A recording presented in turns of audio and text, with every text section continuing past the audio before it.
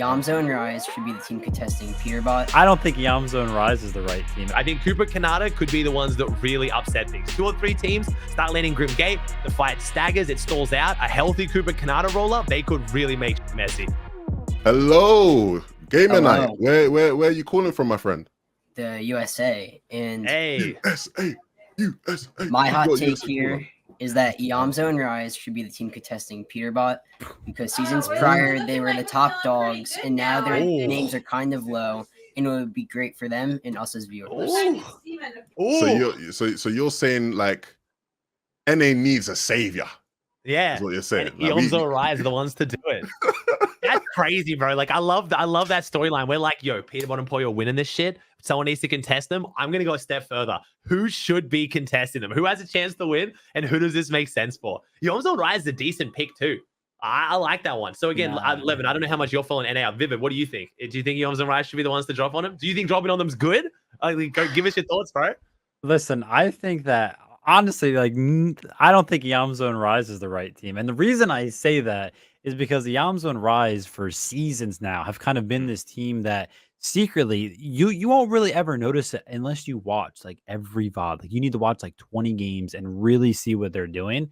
But Yamzo and Rise are this team that like to come up with strategies in like the mid game, in the early game, everything like that. They're not the type of team that just wants to go out and 50-50 and then, oh, whoa, we have this, nice little OP medallion that now we can win the game with. No, they like to be methodical throughout the middle game, throughout the early game and everything like that. Like that's just their type of play style. So whilst contesting Peterbot and Pollo, some high level team, maybe like the way the NA needs to be saved or something like that, I honestly don't think it's Yamzo and Rise. Yeah, I mean, I looked at their placements then. They've come 6th, 12th, and 4th in the last 3 Duo Cash Cup finals. That's not bad. Like, that's what we're going off to, like, give their performance. I know what you're saying, Game of Night, because, like, we're used to seeing them, like, win everything when they had the OP drop, like Hammer season and stuff. But I think they're not doing that bad, where I could easily see them getting top 3 grands, making land. And I think that's what the conversation needs to be. Everyone's acting like, again, I mentioned my most recent YouTube video, it's not the Ricky Bobby mentality. It's not if you ain't first, you're last. Top 3 still makes land. There's still tens of thousands of dollars. Like this idea that like, if you're a tier 1 team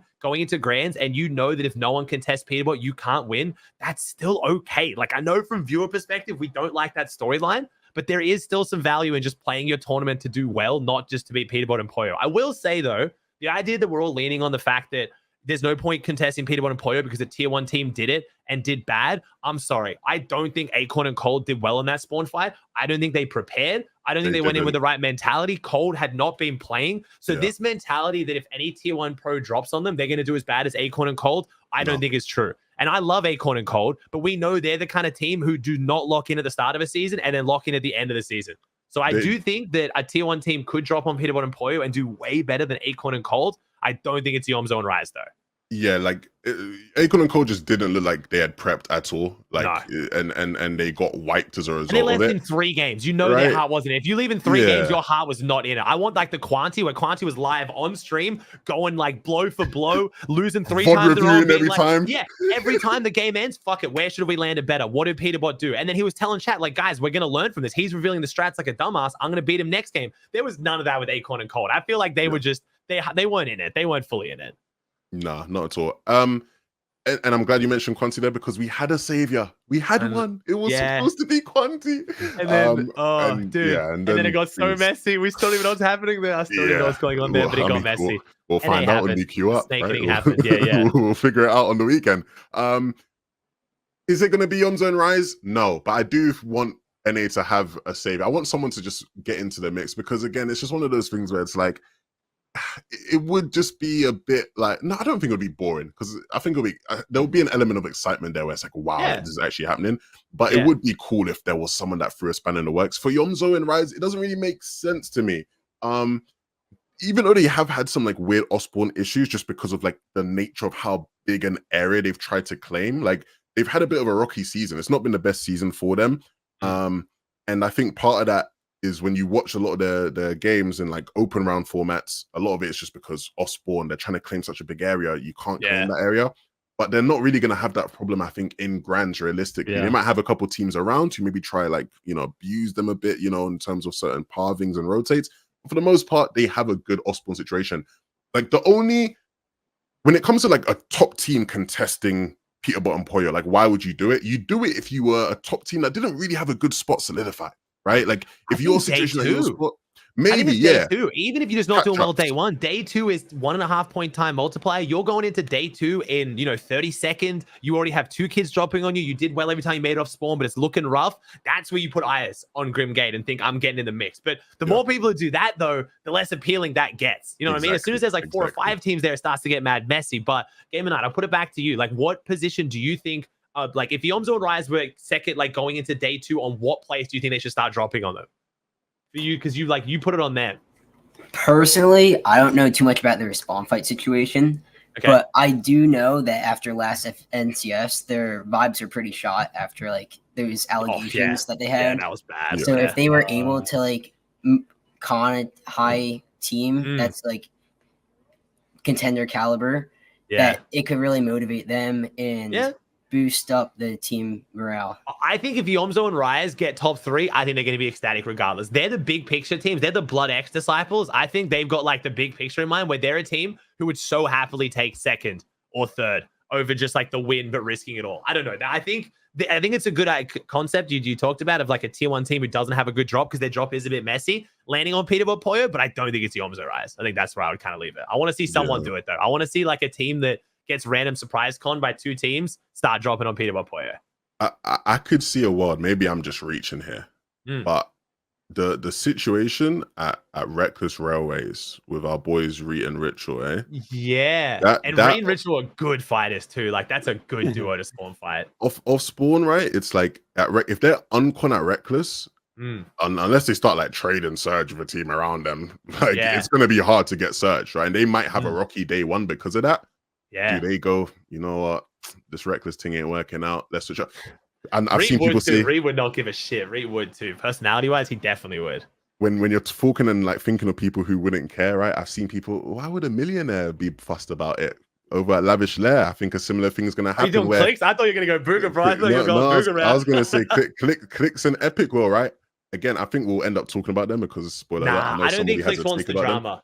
I know he doesn't want the drama. I know he doesn't want the drama. So that's fair viewership, but I think he wouldn't. In theory, it's like, I think they will have some problems early on, day 1 at Lavish Lair, right? And so what happens day 2, where they're looking at it and they go, these are the kind of people where you got to start looking and thinking, maybe might start having thoughts about it. But that's my prediction of one team. If I'm picking one team that I think is going to really potentially upset Peterbot Pollo, I think it's Cooper Canada. Both of them have the mama mentality where if they're doing shit day 1, going into day 2, their drop spot is right next to them. They don't have to switch their whole game plan. They just have to be like, yo, instead of going south for Surge, what if we went north? What if we push in? Like, that's Fedoxy and Tripburn, bro. The last EU Duo Cash Cup, Fedoxy and Tripburn got Grimgate Medallion 4 times out of 6, and they don't land Grim. That's all I'm saying. I'm not wishing it upon Peterbot. Razaru DM'd me on Twitter after I made my video talking about things that I think could go wrong for Peterbot and Pollo.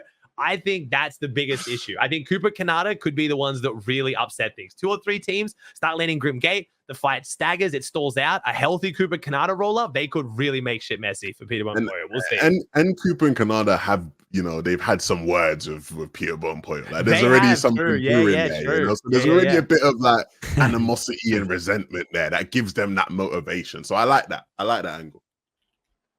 All this just makes me sad. All of this just makes me sad. I'm not gonna lie. I'm a fan of just giving Peterbot and Pollo Grimgate 12 out of 12, and let's see what they can do.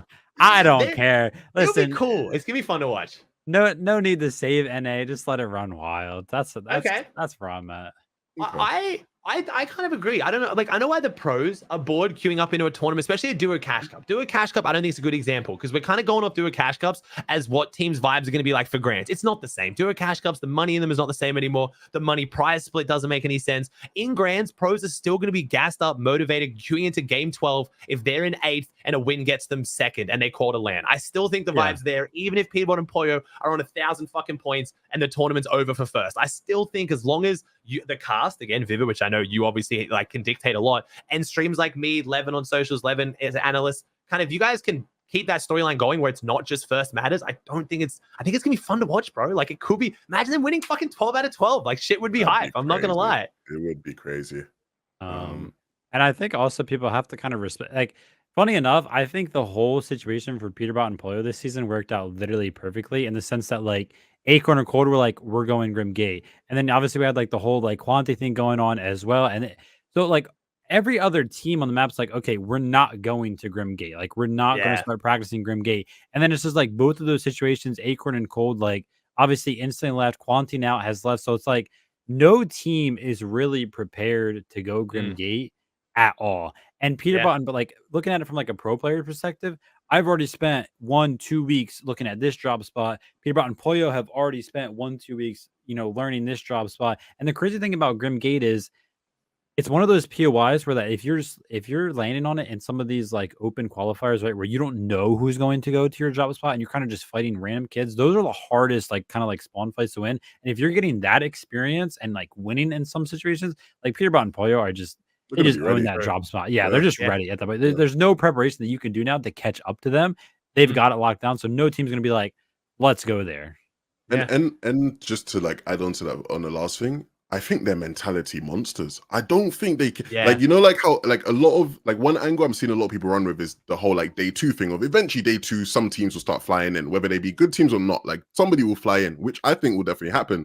I think Peterbot and Pollo see those kids flying in and chuckle like, all right, you want to land on us? Okay, like I think they. Peterbot lives to spawn fight, bro. He lives for it. Like you watch his streams, like bro, he gets so amped to spawn fight. I was talking to some of the pros about it. I think I was talking to the guys at the Dig Bootcamp about it, and they're like, bro, Peterbot is a freak. Like he actually loves to spawn fight. Like he lives for it. Like I think right now with so much on the line, I think he might be a little bit more nervous. I'm not gonna lie. There's so much We've never had this weight of expectation on a team ever. Veno Queasy was almost everyone's pick to win the grands they won, but it wasn't like this where it was like, bro, if you don't win by a landslide, you're dog shit. On top of all the other accusations being thrown around as well. Like I think they will get some nerves there, but you're right. If some team who has no practice at Grimgate just has a drop map pulls up, I think Peterbot and Pollo are going to eat them alive. Like they know the drop, they can land other sides, rotate it. Like they've got so many strats. I already know it.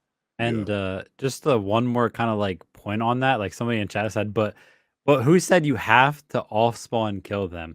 So the thing about Grimgate is the perfect drop spot for Peterbot and Pollo because there is literally a river there of green water that gives them the ability to literally jump on top of your head instantly. Yeah. They will fight you. There's no living. There's you are fighting them no matter what. And listen, like you said, Peterbot is a freak. He's probably gotten a huge ego right now. He just wants to fight, and he's going to get that fight because of the Pollo too. Pollo as well. Yeah, I agree. Hey, if you enjoyed that video, you can watch the full podcast right here. Just click on it, watch the full episode. You've already watched this video. You might as well watch the full podcast right here. Go on, click it.